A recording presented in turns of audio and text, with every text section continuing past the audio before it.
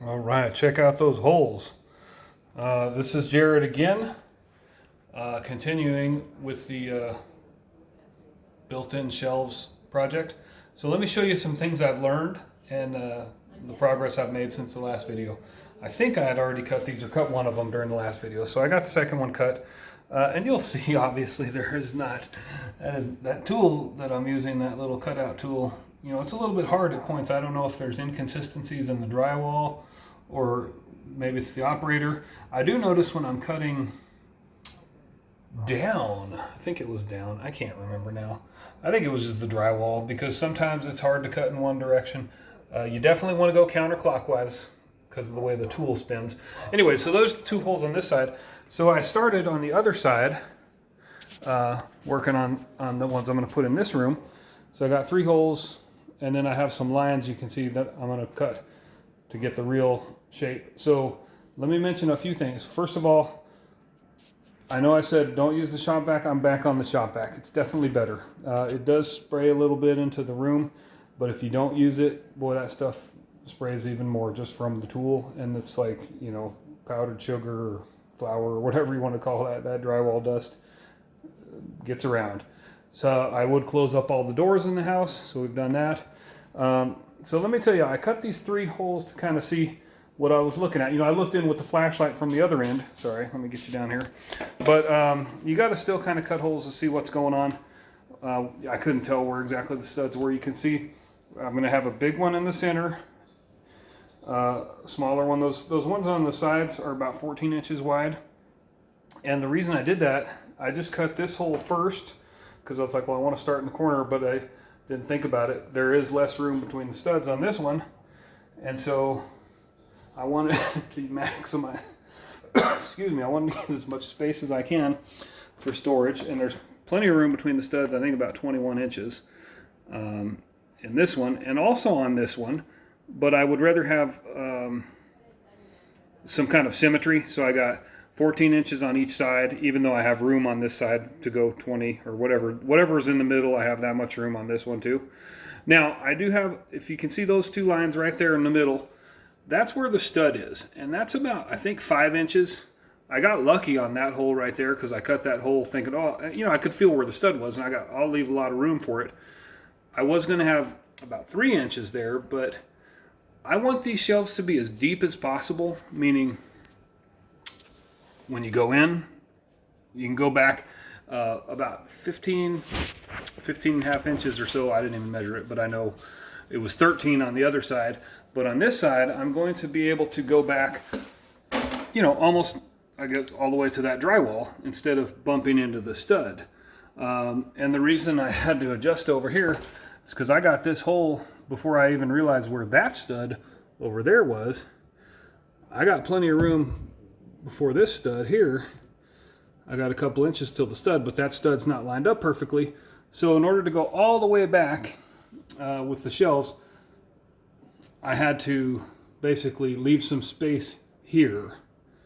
So the stud's like here, but I want to be able to go all the way back. I hope that makes sense. It's kind of, I don't know, I'm having trouble explaining it for some reason. But anyways, I kept the symmetrical look. So anyway, I'm losing a couple inches of width over here somewhere, but because I want symmetry and I want to go as deep as I can. And there's another challenge I should tell you about. There's like a nail for some reason right about there.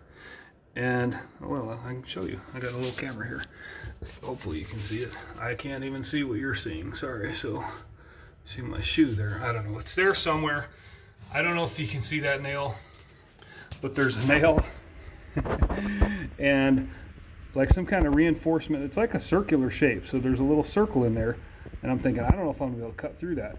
So I originally measured and I was going to cut right down there. And when I felt down, it's like, oh, I can't cut through that. So this line, it's right about here. And this line will go around it. So I had to make it wider here, but that's okay because I wanted to make it wider over here. So all I was going to do is I'm losing some couple inches of width in here somewhere because I want, again, the symmetry. I hope this makes sense. Blah, blah, blah. you got to kind of figure these things out as you go. Let me show you a little trick I figured out on this one about measuring. Now, I'm sure people who know what they're doing are like, yeah, duh, that's easy. But on the other one, I don't do this all the time, so I've got to figure this stuff out as I go. On the other one, on the other side, I just kind of would like feel. I was reach in there and feel the stud. Okay, and I'd say like, oh, it feels like it's about here, so let me go down here. Well, this one, I got the bright idea, and I just use a ruler. It's a little easier than a tape measure. I said, okay, well, let me stick this ruler in here and see where it's at. I know it's a little blurry there. Come on, focus. Okay, well, anyways, it's right about here. Let's just say 4 inches. Pull it out here, and again, now remember, there's my original dot there, but I had to get around this nail down here, so I did it down here wherever that nail was. But that's something that helped me. Just stick a ruler in, get your measurement, bring it back out. And then also, you know, I want to leave a little room, so I didn't want to go right up against wherever the measurement was. I want to give myself an extra 1/2 inch. Now, one thing I'll show you that I'm doing down here, when I build my little cabinets, I'm going to have to set them on something. So I'll just get some 2x4s, and there's 2 2x4s, which will put it right about there. And so again, I just use the little ruler. Like, okay, goes to here, goes here. Now, actually, you can see that my line is below the ruler. I actually want to go a little lower because I want to make sure that this is cut out so that when put the cabinets in, they don't rest on this. There, they don't rest on this. They rest on the 2x4s. And then remember, I'm going to have trim. So I've got some room for mistakes. As you can see on that other one, some jagged cuts. I'm going to try to fix it and make it as straight as I can. And even, you know, I find that trim is very helpful. I might be able to get away with a 1-inch piece, but if I need a 2-inch wide piece, I'll do it. You got to do what you got to do. And then also, I'm going to be painting. My wife will probably paint. She likes to do the painting. So I'm not too worried about that little extra mark and, you know, I'm not trying to be a slob, but, you know, it's not going to be perfect, but you can fix a lot with trim and paint and caulk. Okay, so that's it for this one. That I really didn't do a lot in the video, just kind of explain some things that I learned. And there you go. I will continue to make them. Please like and subscribe. Also, if you've watched my other videos, I'll give my little commercial. Go to my wife's website. I'll put it in the description. It has nothing to do with this, but it helps us out if you go visit the website, even if you don't want to buy anything. Just spend a minute on the website. I would really appreciate it. And it will help us rank better with Google. It's a Scentsy product. I don't know. I'll show you one real quick. We moved it. Okay, here it is. It's on that desk usually. Okay, it melts wax. It's not plugged in, but the wax smells great. This little warmer is one of hundreds that we have. I don't know about hundreds. There's one over there in the corner that plugs in like a nightlight. It's melting wax and it smells good. And there's a bunch of other stuff that smells good. Laundry and all that. One thing that just reminded me I was going to explain, because we moved that warmer off of this desk right here. This desk generally goes more about right there. So that's why this one worked out too, because it's going to go right up pretty close to that line.